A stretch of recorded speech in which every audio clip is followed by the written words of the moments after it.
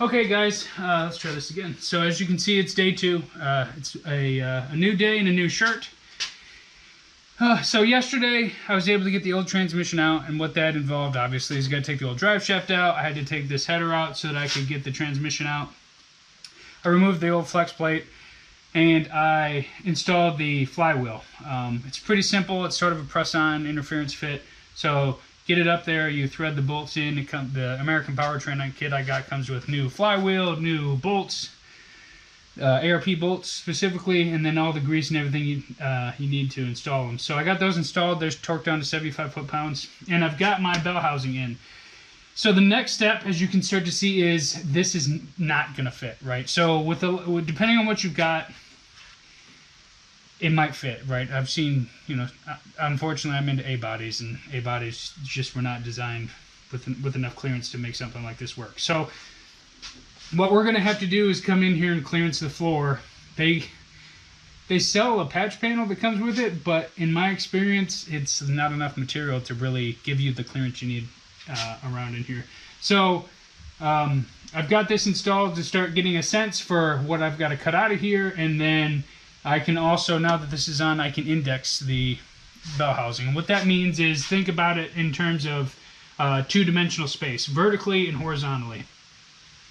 What you do is you get the bell housing installed, and then you need to get an indexing plate. It does not come with the kit. You have to get this separately. This goes up here and mounts to the bell housing. Once it's installed, I made my own marks: 12 o'clock, 3 o'clock, 6 o'clock, 9 o'clock. And you're going to put a dial indicator on there, and you're going to measure the run out of that indicator at these positions and figure out where your bell housing is located with respect to the center of the crankshaft. So why does that matter? The Tremec transmission cannot take any, if it can, very little vertical or horizontal loading in this case, right? And what that means is, if I apply a force to it this way or in a direction, that's going to wear out the bearings on the input shaft, and you're going to destroy that transmission. So like I said, this does not come with the transmission and all the other things. I'm sure it would if I asked him. I didn't think to ask him. I bought this off Amazon. I think it was like 40 bucks, and it mounts right to the bell housing. So here's the first problem we run into, though, right? Every time I've done this, I've done it because I have a lift. I've done it with the body off the car, right? And that makes things a lot easier, as you can imagine. But the problem you run into here is I can't get that up there, right? It's hitting the floor already. I can get this one installed. There's enough clearance on this side, but the way that the transmission tunnel is, the transmission's biased towards the driver's side a little bit, so I can't get it. I can't get it up there. So that leads us to the first question, right? Do we start hacking up the floor now, or do we just take a little bit of corner off this guy, right? I'm more inclined to take a corner off this plate, right? As to me, it's not it's made out of aluminum, right? It's not all that structurally sound. I just need it to mount, right? I don't care if I have to lop this side off. So that's what I'm going to do in my case, because I don't want to end up cutting a giant chunk of floor out here to just needlessly have to put the same metal back in, right? I only want to do the job once. So I think that's what I've talked myself into doing. At least that's the story I'm telling myself anyways. But then, again, once that's in, I can index it and make sure it's centered. Now what you do is you take these readings. They give you a worksheet to fill out, right? You fill out those worksheets and you do a calculation and figure out if it's either horizontally or vertically out of place.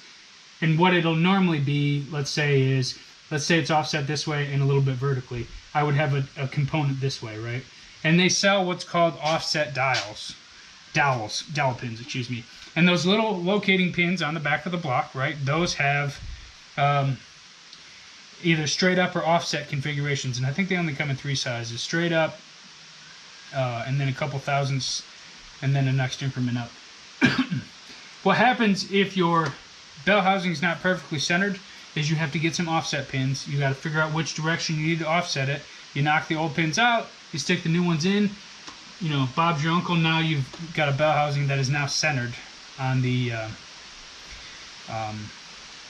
crank shaft. Now, some lessons learned from before doing this, right? You want to install all of the bell housing bolts and torque them down the way that you're supposed to, so that this bell housing is sitting on this as it will when it's fully installed.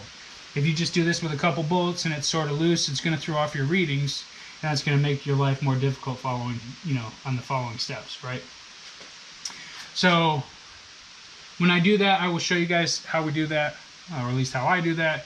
And I'm like I said, I'm just following the instructions to the letter. With a different bell housing, if it's a more round bell housing, right?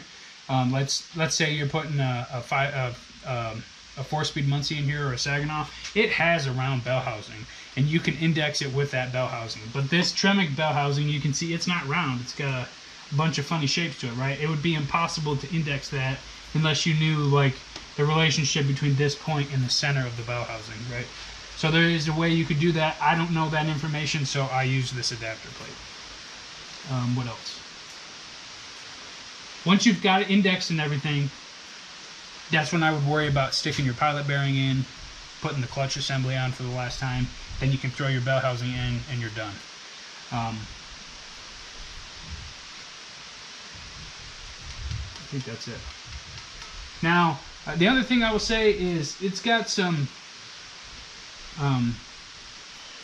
it's kind of funny. So I've done this a couple of times now, and the difference between this bell housing and the one I just did is kind of funny. The one I just did had a bunch of holes in the side of the bell housing. You can see the ones here. These are for passing through the hydraulic lines for the throwout bearing, or the slave cylinder. But the other one I installed on my Chevelle has a bunch of holes, and I thought it was kind of funny, so I emailed the guys at American Powertrain. Sorry about the rain. Try to talk over it, and they were like, "Oh yeah, those holes aren't a big problem unless you're like driving down dirt roads." So I was worried about debris coming in and getting in there with my flywheel and clutch and making it a bad day. But I see this one doesn't have any of those holes, so that's interesting. What else?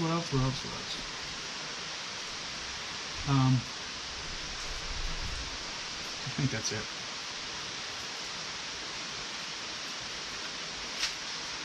As you can see, I'm using the lift for this. Could you do it without one?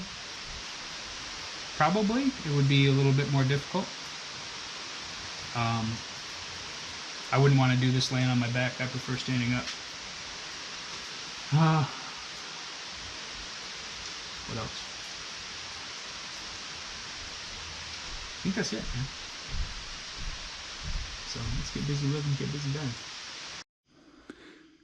Okay, guys, as you can see, we've made some progress. We got a hole in the floor, we've got the bell housing installed again, and we are doing our run out, right? So everybody will show you how to do this, but nobody really shows you how the setup that they use to do it. But the basics that you need to know is you're trying to get total run out, both vertically and horizontally, right? So what I've got here is a magnet base with a digital readout, so that I can check at the 12 o'clock and 6 o'clock for vertical run out, and then I'm doing 3 and 9 for horizontal run out. And what you want with the Tremec is 5 thousandths or less in either direction. So the way this works, you'll rotate it around. As you can see, we're at 9 o'clock, and on this it says that we are 2 thousandths negative, right? Well, when we came around over here to 3 o'clock and measured it, it was negative. As you can see, I wrote it down right here. I've done this quite a few times to make sure it's good.